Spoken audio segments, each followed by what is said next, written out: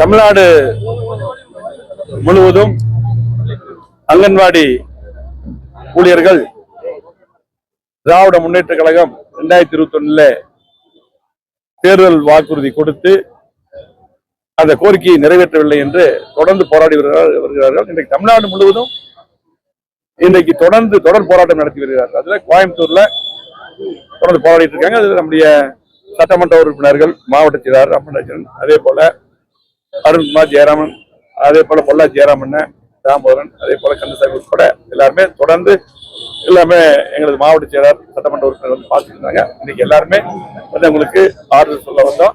அது மட்டுமல்ல, வருகின்ற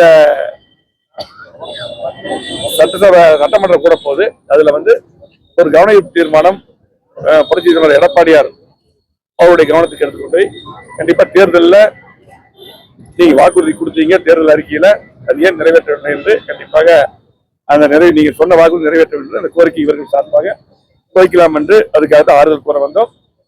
திமுக பொறுத்தளவுக்கு தேர்தலில் சொன்ன வாக்குறுதி தான் அவங்க கேட்கிறாங்க. அது உடனடியாக அங்கன்வாடி ஊழியர்களுடைய அந்த கோரிக்கை உடனடியாக இந்த அரசு நிறைவேற்றணும். அது மட்டும் இல்ல, 4 நாட்களாக ரோட்ல வந்து குழந்தைகளை விட்டு வந்து போராடிட்டு இருக்காங்க. ஒரு பேச்சுவார்த்தைக்கு வந்து உடனடியாக கலெக்டர் இல்லாட்டி சம்பந்தப்பட்ட அமைச்சர் அது அதிகாரி வந்து அவங்களோட பேச்சுவார்த்தை பண்ணணும். பேச்சுவார்த்தை பண்ணாம இன்னைக்கு ரோட்ல போராடி இருக்கவங்கள கண்டுக்காம விடுறது ஒரு நியாயம் இல்லாத செயல். உடனடியாக அவர் இன்றைக்கே பேச்சுவார்த்தை கூப்பிட்டு அவருடைய கோரிக்கை நிறைவேற்ற வேண்டும்.